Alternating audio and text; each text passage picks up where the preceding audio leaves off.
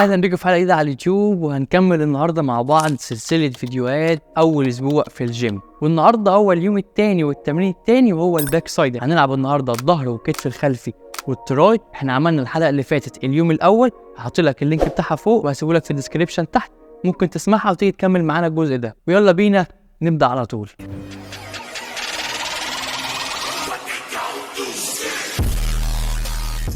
واول شكل معانا في التمرين النهارده هو التي بار او الترومبا، وهعمل الشكل ده 4 مجموعات 10 او 12 عد.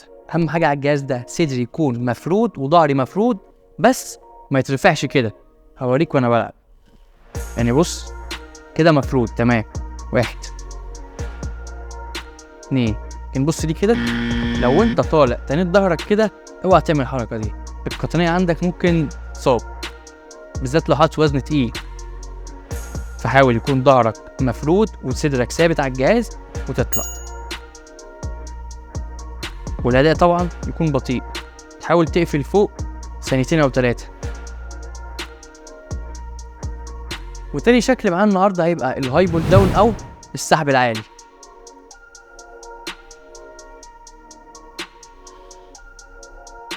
زي ما انت شايف كده، حاول تقفل الاسكابيولا ورا لوحين الكتف عندك وتنزل على صدرك، تنزلش قدام كده، تنزل على صدرك ورا تطلع.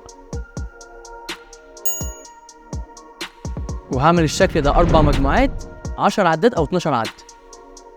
تحاول برضو تثبت شويه تحت، تعصر ظهرك 2 أو 3 ثواني، تطلع بالراحه.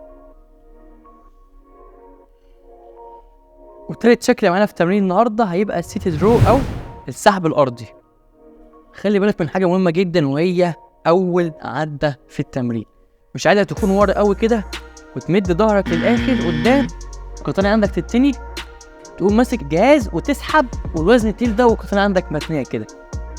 لا، حاول تكون قدام قريب للجهاز، ممكن تحط رجل تبقى فارد ظهرك، تمسك المقبض وتسحب، وانت تسحب تحط رجلك التانية، تبقى ظهرك مفرود.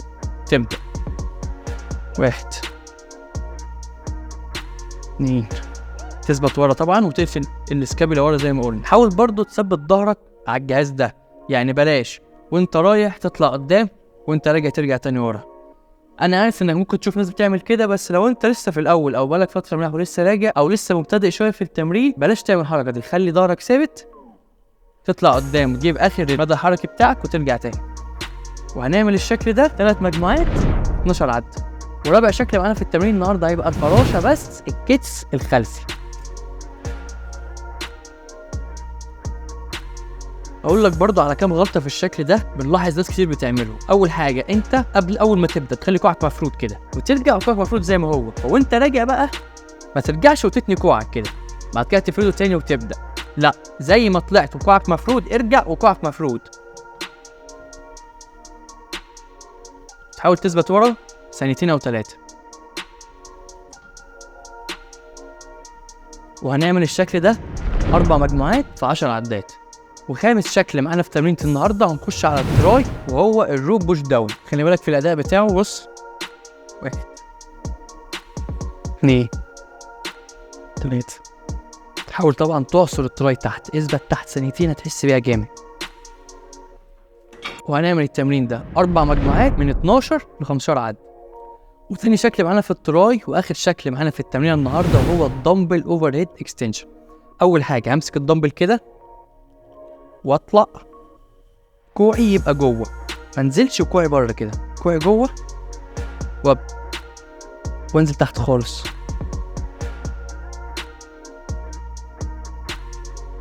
ما انزلش ابدا وكوعي مفتوح كده، اضم كوعي جوه على قد ما اقدر واطلع. والشكل ده بيشغل من الترايسبس اللونج هيد. ولو في مشكله في الشكل ده معاك او حاسس بكتفك اكتر من التراي، ممكن نعمله بالحبل على الكابلات.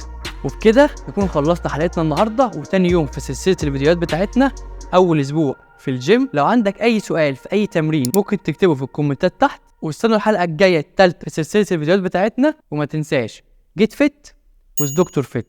استنوا الحلقات الجايه.